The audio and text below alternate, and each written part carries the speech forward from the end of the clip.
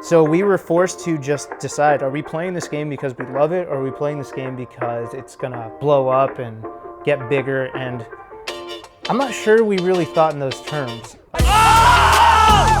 Hugo! Oh my God! You're the best player in the Oh my world! God! That was the sickest thing I've ever seen. I'm not gonna lie. I've never seen anything.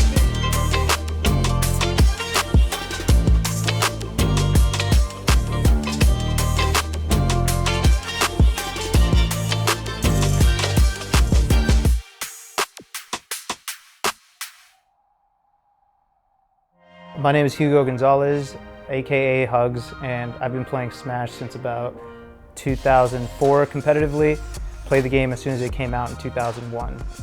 I'm from Southern California. I've lived here my whole life.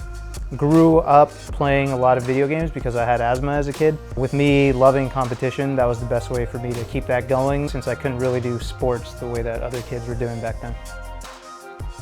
I got introduced to video games at my cousin's house. He had the Super Nintendo, was playing Super Mario World, and that was the first time I'd ever seen a video game. I think I was probably about 5. I didn't know what the hell was going on, but I loved it, and I got to play some turns, and then immediately when I went home, asked my parents for my own video game system, and we were kind of broke, so we didn't get the Super Nintendo. We got the NES at that point, and some like bargain bin video games where Metroid was the first video game I ever owned. Yeah, the first game related to Smash was Smash 64.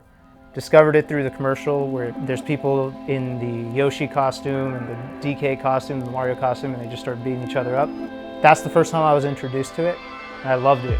It was just so much fun, so satisfying, and I loved playing it with my brother, and it just kind of brought out the competitive nature in me. The mechanics were just fun, naturally fun on their own, but I always like winning, or at least trying to win. Like, for me, the way I have fun with games is I try to be better than other people at it. People will call that sweaty or whatever, but to me it's legitimately how I have fun. It's not because I don't know how to have fun in a casual sense, it's just if I'm not trying to take things to another level, then I'm not enjoying the experience as much.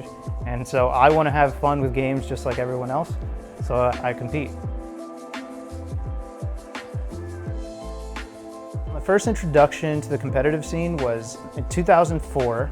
My brother and I thought we were already like the best amongst the people we knew. Like, I was beating everyone at my high school, and everyone that challenged me in different places, I would just beat them. So I just thought, for sure, I'm probably the best in the world. He had the bright idea, which was a novel idea back then, to use Google and look up good Smash Brothers players, or Smash Brothers tournaments.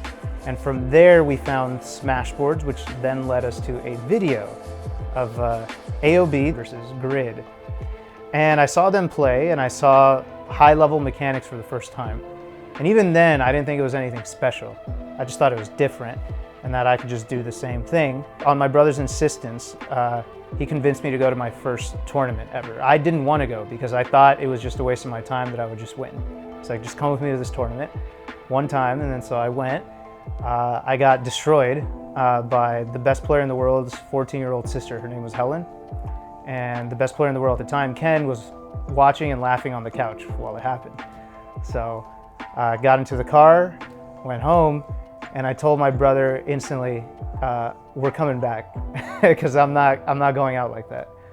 So getting beat down like that, I like to think that I'm not so fragile that I'll just give up as soon as I lose, right? Me as a person, I don't give up. To me, that was more about, I'm going to find a way to become a better player. Not that I already had the path, just I know I'm gonna do whatever it takes to get there. Then it just kind of moved from there, right? I got in contact with good players, started practicing, started getting more of a feel for what the top players do and why they were leagues ahead of me at that point. Started studying, and then I just thought I could do it better than other people.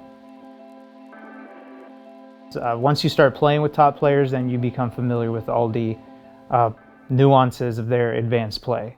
You know, if it's something that you want, then it's going to come pretty naturally to start taking in all this new advice. So I would drill just the basics, like L canceling, wave dashing, sweet spotting, ledge dashing, aerial interrupt, on ledge, all kinds of things.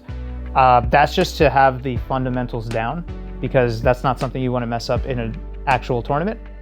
And then finally, I would go to a lot of local events, which I considered practice more so than, where I prove myself, because then you're training your composure and how well you deal with pressure at a smaller level, local, so that when you go to a major, you're already used to, the grind of playing a tournament for 10 hours and not getting tired and not getting nervous and dealing with crowds, etc.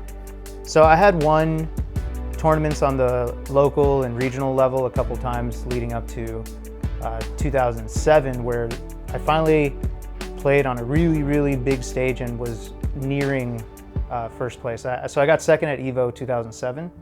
This felt much bigger. It felt much more important. There was an audience made up of a lot of people who had no idea what Smash was about. Being on that stage and just knowing that I could be at that level at something that a lot of people play and a lot of people care about was a really, really rewarding feeling. Right now, I'm definitely in content creator mode. That's streaming, YouTube. I'm trying to grow that. Figuring that all out. I started streaming, I believe, around 2014. And the reason I started streaming was because, mostly because Mango started streaming. And he started streaming because Scar, who worked at Twitch, convinced him to start streaming because he knew the potential.